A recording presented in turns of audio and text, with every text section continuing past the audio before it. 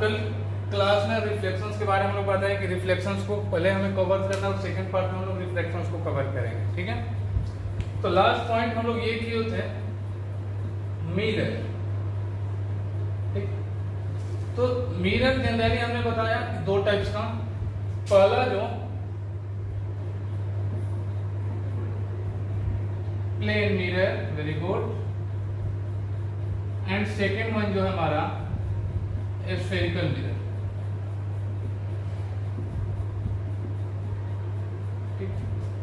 अब spherical mirror को क्या किया था, फर्दर दो पार्ट में डिवाइड किया गया है, जिसको कहा गया concave mirror and convex mirror, very good, ठीक। कॉनकेव मिरर को फर्दर एक और नाम से भी हम लोग जानते हैं, बात करेंगे आगे। फिर कन्वेक्स मिरर को भी एक और नाम से, कॉनकेव को हम लोग कन्वर्जिंग कहते हैं, क्यों कहते हैं, कन्वेक्स मिरर को डाइवर्जिंग कहते हैं, क्यों कहते हैं, हम लोग बात करेंगे। लेकिन हम लोग फर्स्ट स्टार्ट करेंगे प्लेन मिरर। प्लेन मिरर के जितने भी कैरेक्टरिस्टिक्स हो सकता है, जो कि ऑब्जेक्टिव क्वेश्चंस हैं, और ऑब्जेक्टिव क्वेश्चंस कहीं से भी हो सकता है, ठीक है। तो प्लेन मिरर के हर वो एक कैरेक्टरिस्टिक्स को हम लोग पढ़ेंगे, जो कि प्लेन मिरर्स के अंदर में वो नेचर शो करता है, उसका इमेज फॉर्मेशन क्या होगा, वो किस टाइप का इमेज फॉर्म करता है। तो आइए हम लोग स्टार्ट करते हैं पहले प्लेन मिरर के बारे में, ठीक है। फर्स्ट प्लेन मिरर,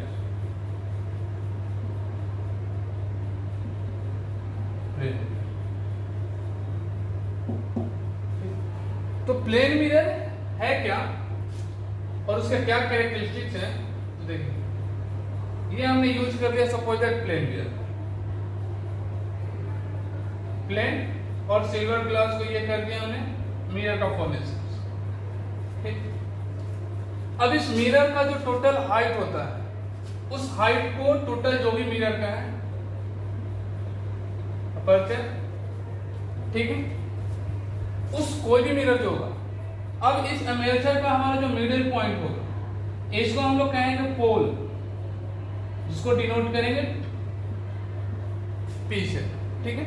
तो जाहिर सी बात हम पी को डिनोट कर रहे हैं पी से, ठीक है। अब प्लेन मिरर में हमें क्या इसका नेचर्स के बारे में, कि अगर ऑब्जेक्ट को हम प्लेन मिरर के फ्रंट पर अगर रखे हैं, तो ये किस तरीके से प्लेन मिरर बिहेव करेगा और किस टाइप का इमेज फॉर्म कर सकता है, ठीक है। तो उसके बारे में, तो अगर मान लिया जाए किसी डिस्टेंस पर हमने ऑब्जेक्ट को यहां पे प्लेस कर दिया, ठीक है, हमने मान लिया ऑब्जेक्ट यहां पे हमने प्लेस किया, ऑब्जेक्ट का हाइट हमने ये शो कर दिया, हमारा ऑब्जेक्ट जो है वो ओ ए। तो एक बात हम बता दें इमेज फॉर्मेशन करने से पहले, इमेज फॉर्मेशन जो होता है, यानी कि इमेज क्या होता है, इमेज को डिफाइन कैसे किया गया, वैसे हम जूनियर क्लास में ऑलरेडी पढ़े हुए हैं। When a ray of light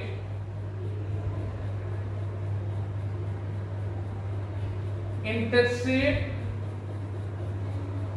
to each other after reflection,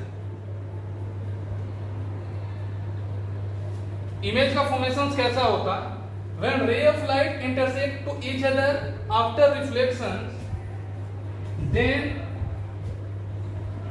image will be formed।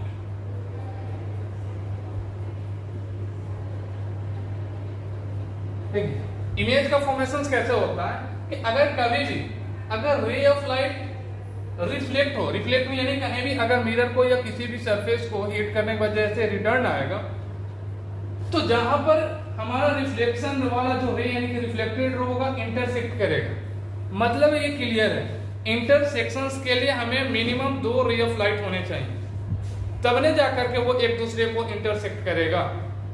अगर एक सिंगल पार्टिकुलर रे ऑफ लाइट यूज किया जाए इमेज फॉर्मेशन में, तो चूंकि हमारा इमेज फॉर्मेशन हो तभी होगा जब वो एक दूसरे को इंटरसेक्ट करेगा, और कभी भी इंटरसेक्ट करने के लिए हमें मिनिमम 2 चाहिए, और यहाँ पर हम लोग रे की बात कर रहे हैं, इमेज फॉर्मेशन के लिए हमें 2 रे की रिक्वायरमेंट होगी। लेकिन कुछ ऐसे भी कंडीशंस होंगे जहां पर ये रे ऑफ लाइट एक दूसरे को इंटरसेक्ट नहीं करे। तो वैसे कंडीशन में जब रे ऑफ लाइट एक दूसरे को इंटरसेक्ट नहीं करे तो फिर क्या इमेज का फॉर्मेशन नहीं होगा?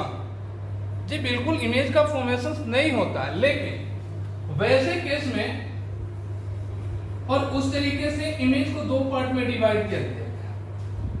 फर्स्ट था हमारा रियल इमेज और दूसरा जो है वर्चुअल। ठीक है, तो ये जो हमने कंडीशन लिखा कि इमेज फॉर्मेशन के लिए क्या होना चाहिए, तो इंटरसेक्शन होना चाहिए। तो अगर इंटरसेक्ट किया तो रियल इमेज का फॉर्मेशन करेगा। लेकिन ये रे ऑफ लाइट आफ्टर रिफ्लेक्शन भी इंटरसेक्ट नहीं करे, यानी कि हम क्या करें, appear to meet, मतलब इंटरसेक्ट कर नहीं रहा था लेकिन ऐसा लग रहा है कि हो सकता है पॉसिबल कि वो मीट कर जाए या पॉसिबिलिटी दे करके, इस टाइप की कंडीशन में हम लोग क्या देखेंगे कि इमेज जो फॉर्म होगा वो वर्चुअल होगा। ठीक है, तो ये रियल कब बनेगा, वर्चुअल कब बनेगा, हम लोग स्टेप बाय स्टेप जब इमेज फॉर्मेशंस करेंगे क्लियर हो जाएगा। तो आइए प्लेन मिरर में हम लोग डिस्कस करें पहले।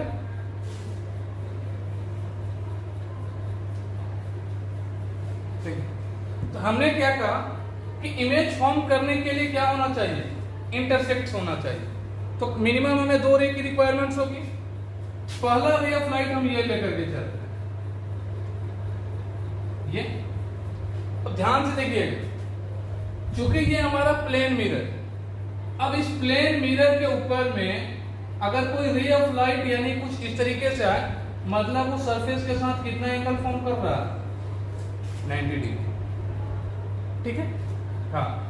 अब ये 90 डिग्री कर रहा है और हमने पढ़कर आ रहे हैं कि law of reflection. Law of reflection क्या कहता है कि, इसको हम इरेज कर रहे हैं,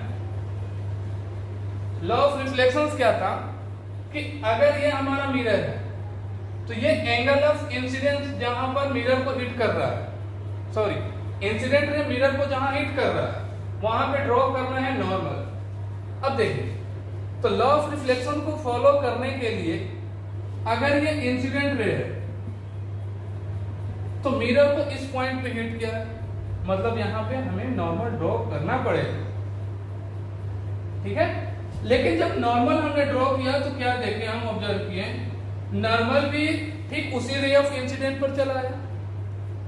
मतलब अगर हमारा रे ऑफ लाइट इस नॉर्मल पर ही आए तो हमारा एंगल ऑफ जो इंसिडेंस है नॉर्मल के साथ वो कितना है, 0 डिग्री। होगा या नहीं होगा? होगा। अब देखिए, चूंकि एंगल ऑफ इंसिडेंस हमारा 0 डिग्री, तो एंगल आई जो होता है वो एंगल आर यानी कि रिफ्लेक्शंस इक्वल होंगे, तो एंगल आर का भी वैल्यू क्या होगा, 0 डिग्री। हाँ, जब 0 डिग्री होगा इसका मतलब ये कि हमारा रे ऑफ लाइट जो वो रिफ्लेक्ट ही नहीं होगा, मतलब सेम पाथ पे रिटर्न आ जाएगा, कुछ इस तरीके से। सेम पाथ पर गया फिर रिटर्न उसी पाथ पे। क्वेश्चंस ये भी आता है कि why ray of light not reflect या do not reflect when it passes through the normal. अगर वो नॉर्मल से पास हो रहा है देन वो मिरर को हिट करने के बाद विदाउट रिफ्लेक्शन वो सेम पाथ पे रिटर्न आ जाता है। ऐसा क्यों?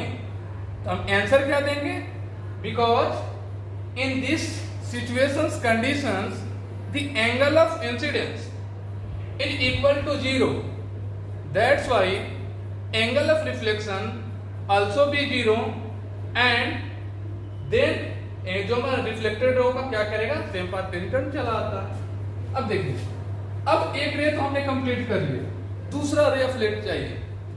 तो दूसरा रे ऑफ लाइट यहां से एक बार लेकर के चले गए, इसको इधर से लेकर देखिए, ये हमारा एंगल ऑफ इंसिडेंस कहां फॉर्म हुआ, ये।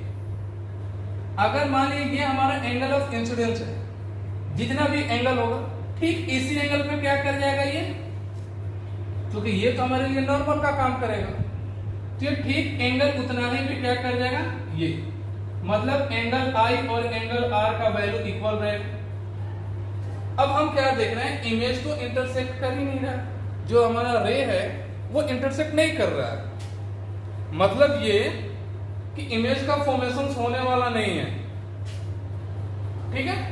बट फिर भी इमेज अगर फॉर्म करना है तो हमें कहीं ना कहीं कुछ कंडीशन अप्लाई करने होंगे इसमें। तो ऐसा मान लिया कि ये रियल इमेज फॉर्म नहीं करेगा, नो प्रॉब्लम, कोई दिक्कत नहीं। क्यों नहीं करेगा? क्योंकि ये इंटरसेक्ट ही नहीं कर रहा है। रिफ्लेक्शन के बाद ये रे इधर निकल रहा है और ये इधर निकल रहा है, ये कभी रे एक दूसरे को इंटरसेक्ट नहीं करेगा, क्योंकि ये तो डाइवर्ज होते चले जा रहे हैं। तो वैसे कंडीशन में क्या किया जाता है, एक वर्चुअल हम क्या करेंगे, लाइन ड्रॉ करेंगे, एज्यूम करते हैं, ठीक है। हमने इधर की तरफ किया, अब ये रे ऑफ लाइट को भी हमने क्या किया, आगे की तरफ प्रोड्यूस किया। सॉरी,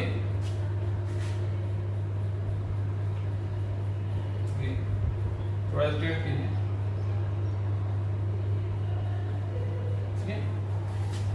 अब ये जो रे ऑफ लाइट है इसको अगर बैकवर्ड पीछे की तरफ प्रोड्यूस कर दिया जाए तो देखिए क्या होगा।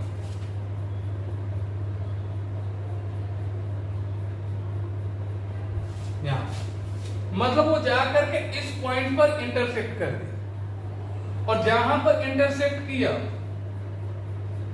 अगर इसको हम मान लीजिए ए है तो इसका ये इमेज फॉर्म कर दिया, सपोज दैट ए डैश, और जस्ट उसके नीचे होगा हमारा ये ओ है तो ओ डैश, ठीक है।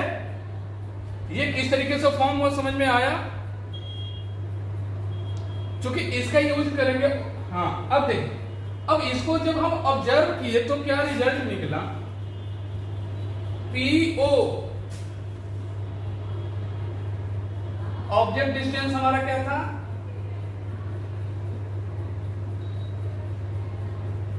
पीओ, यानी कि पीओ जो था हमारा ऑब्जेक्ट डिस्टेंस था, ये जो था ओ ए ये हाइट ऑफ ऑब्जेक्ट है,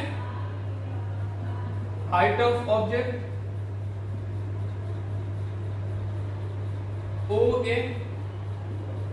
अब देखिए इमेज बना हमारा यहां पर, मतलब P O dash image distance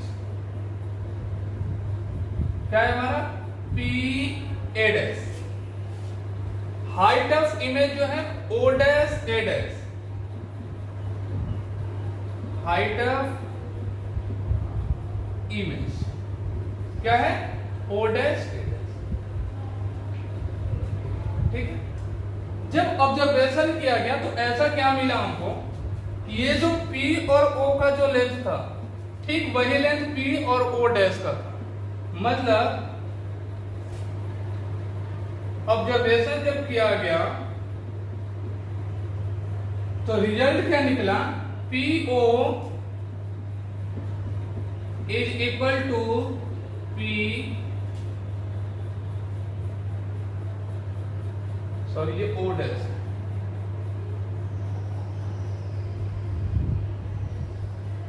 PO equal to, sorry PO equal to PO dash, PO dash, मतलब ये दोनों हमारा लेंथ जो था सेम था।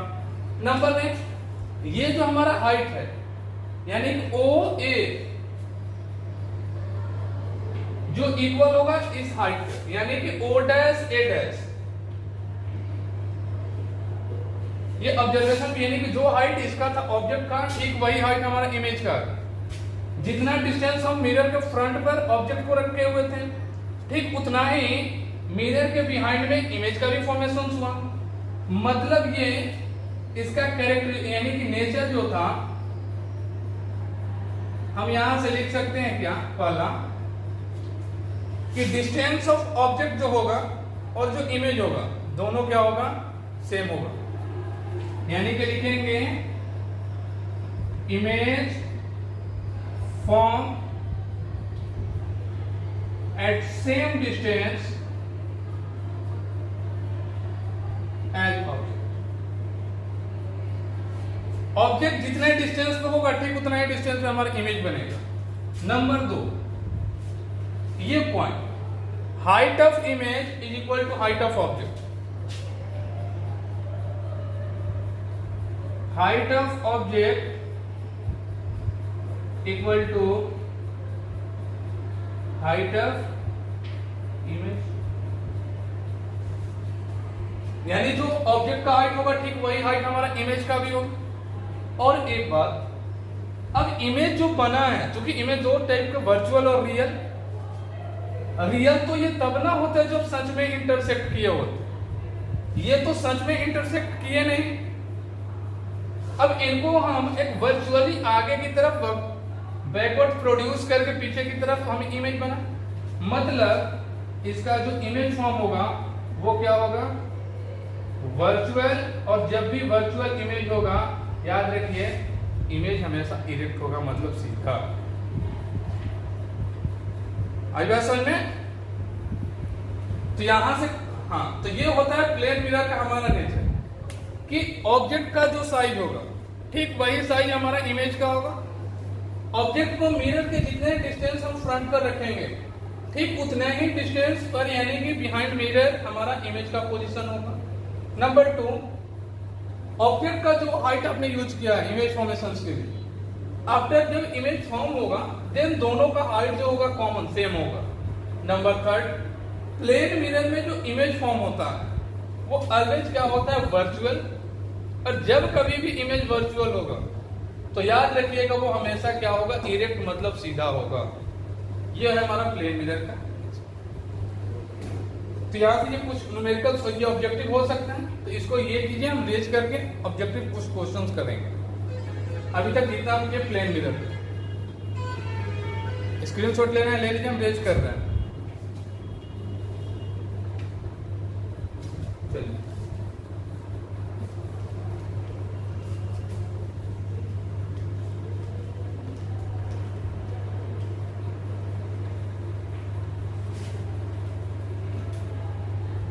एक क्वेश्चन है,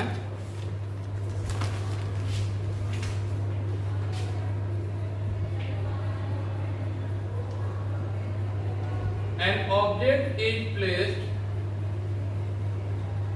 20 centimeter in front of plane mirror। ठीक है, एक ऑब्जेक्ट को 20 सेंटीमीटर फ्रंट पे रखा गया प्लेन मिरर पे, then the mirror shifted 2 centimeter towards object। देखिए मतलब क्या कि एक ऑब्जेक्ट को जो कि मिरर से 20 सेंटीमीटर फ्रंट पे रखा गया है, फिर क्या किया गया, मिरर को 2 centimetre towards the object shift कर दिया गया। Then what is the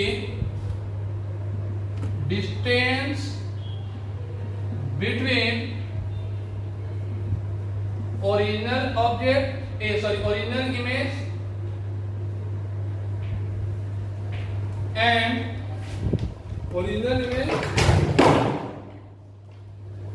and final image।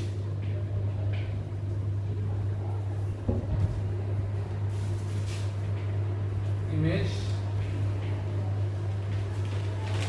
seen in the figure, seen in the mirror। ठीक है, ऑब्जेक्टिव टाइप क्वेश्चंस हैं, तो ऑप्शन है आपका 2 centimetre, 4 centimetre, 18 centimetre and 22 centimetre. Question समझ में आ रहा है? क्वेश्चन ये है कि एक मिरर के फ्रंट पर ऑब्जेक्ट को रखा गया 20 सेंटीमीटर, देन इमेज फॉर्म कहां होगा, नो प्रॉब्लम, सबको पता है। अब मिरर को 2 सेंटीमीटर शिफ्ट कर देगा टुवर्ड्स द मिरर, ये ऑब्जेक्ट। अगर मान लिया जाए इसका क्या आंसर होना चाहिए, पहले कैलकुलेट कीजिए आप लोग, देन उसके बाद हम कोशिश करेंगे। क्या आंसर होना चाहिए?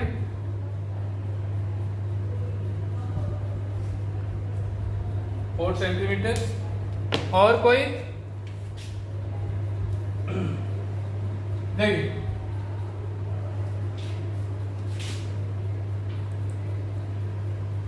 22 अंकित राज जी बिल्कुल नहीं। 18 अमन कुमार नहीं। चलिए आइए देखिए सॉल्व किया जाए। सपोज ये हमारा मिरर है, इसको कंसेप्ट पे भी हम बना सकते हैं, बट एक बार उसको मैथमेटिकली देख लिया जाए। ये हमारा मिरर, क्वेश्चन था कि ऑब्जेक्ट को प्लेस किया जा रहा है 20 centimetre in front of plane mirror, मतलब ऑब्जेक्ट को जो पोजीशंस दिया गया, ये मिरर को पोल मान लिया जाए, तो ऑब्जेक्ट को यहां रखा गया, ठीक है। ये हमारा सपोजेड ऑब्जेक्ट है। अब ऑब्जेक्ट और इनके बीच का जो हमारा डिस्टेंस है वो कितना है? 20 सेंटीमीटर, ठीक है।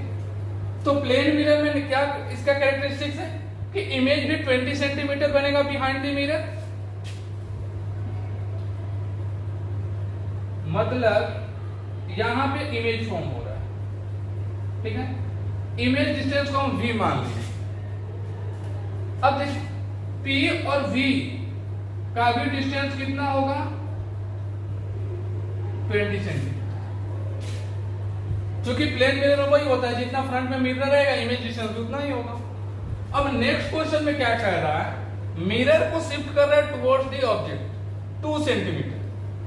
अब हम जब इसको शिफ्ट करेंगे 2 centimetre towards the mirror, then next condition में हमारा मिरर ये होगा, देखिए। जब 2 सेंटीमीटर उसको शिफ्ट करेंगे, देन हमारा मिरर ये हो गया। अब क्या होगा कि इस मिरर के पोल से ऑब्जेक्ट का जो डिस्टेंस है वो कितना हो गया? 18 सेंटीमीटर। 18 सेंटीमीटर होगा, 2 सेंटीमीटर शिफ्ट किया। हाँ, अगर 18 सेंटीमीटर ऑब्जेक्ट डिस्टेंस हो गया, तो इस मिरर से हमारा जो इमेज फॉर्म होगा वो भी कितने डिस्टेंस पर होगा? 18 सेंटीमीटर, ठीक है, 18 सेंटीमीटर। अब कह रहा है क्या कि ये पॉइंट को देखिए, ये हमारा ओरिजिनल पोजीशन था, अब बन रहा है फाइनल इमेज इस पॉइंट। तो इस पॉइंट को मेजर कीजिए, यहां से उसका वैल्यू क्या होगा? यहां से उसका वैल्यू जो था टोटल वो 20 सेंटीमीटर था। ये जो वैल्यू था वो 20 था। अब मिरर शिफ्ट होकर के चला है यहां, मतलब यहां से उसका डिस्टेंस ये 2 को भी ऐड करेंगे। अब जब इस 2 को वहां ऐड करेंगे तो अब इसका लेंथ टोटल कितना हो गया? 22। ये हमारा फाइनल पोजीशन इमेज का, फाइनल पोजीशन ऑफ इमेज जो है वो 22 हो गया। अब देखिए, अब हमारा ओरिजिनल जो फर्स्ट में बना था, अब हमारा फाइनल इमेज यहां बना हुआ है, जो कि इस मिरर से इसका लेंथ कितना है? 18 सेंटीमीटर। इस वैल्यू का लेंथ जो है, लेंथ वो है 18 सेंटीमीटर। तो ये लेंथ हमारा 18 सेंटीमीटर, टोटल 22 है। तो इसको अगर कैलकुलेट करना है तो 20 माइनस 18 कर दे तो नहीं निकल जाएगा। इस टोटल लेंथ, हाँ, ये टोटल लेंथ जो है हमारा 22, देखिए यहां 22। अब ये लेंथ जो है हमें दिया हुआ है 18, इसको हमें कैलकुलेट करना है। तो 20, ये जो वैल्यू होगा वो 20 माइनस क्या होगा? 18।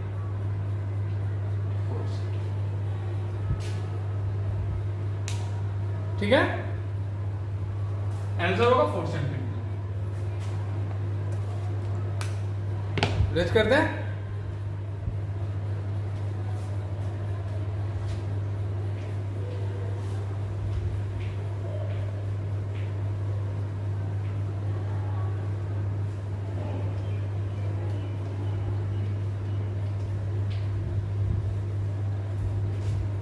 नेक्स्ट क्वेश्चन, एक प्लेन मिरर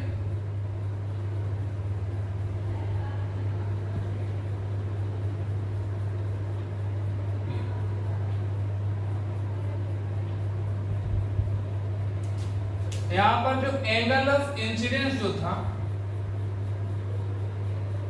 वो दिया हुआ है हमें 60 डिग्री। एंगल ऑफ इंसिडेंस ये 60 दिया हुआ, ठीक है। क्वेश्चन है कि इस मिरर से 90 डिग्री के एंगल पर एक दूसरा प्लेन मिरर को शिफ्ट कर दिया गया। देखिए क्वेश्चन है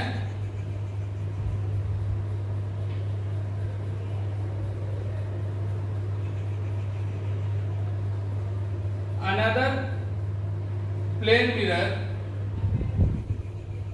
mirror placed at 90 degree with first mirror, then find the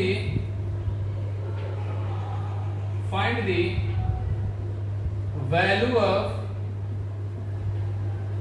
angle of reflection in second mirror। Question समझ में आ रहा है? ये हमारा फिगर दिया हुआ है, another plane mirror placed at 90 degree with first mirror, यानी कि इस मिरर से एक दूसरा मिरर है जो कि 90 डिग्री पे रखा हुआ है। उस जो हमारा सेकेंड मिरर है वहां पे एंगल ऑफ रिफ्लेक्शन क्या होगा वही कैलकुलेट करना है। और आपका ऑप्शन है 30 degree, 60 degree, 90 degree, 45 degree. First now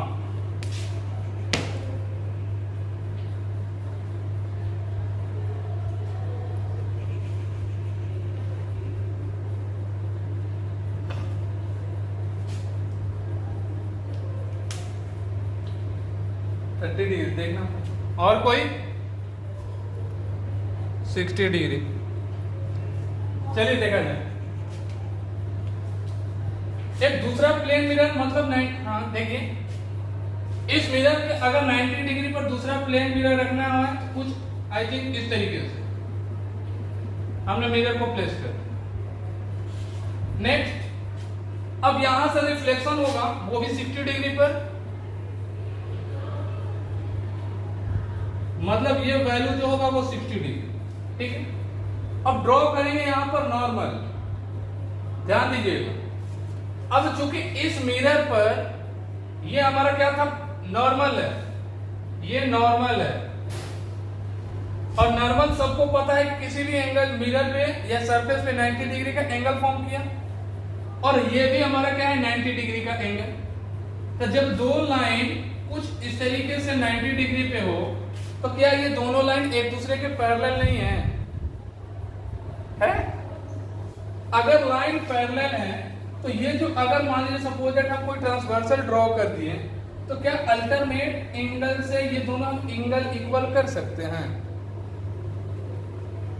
हो सकता है। तो ये अगर 60 डिग्री है तो ये एंगल भी हमारा 60 डिग्री होना चाहिए कि नहीं होना चाहिए? होना चाहिए। अब उसके बाद हम ड्रॉ करेंगे इस सरफेस पे नॉर्मल, ये हम यहां पे नॉर्मल ड्रॉ कर दें।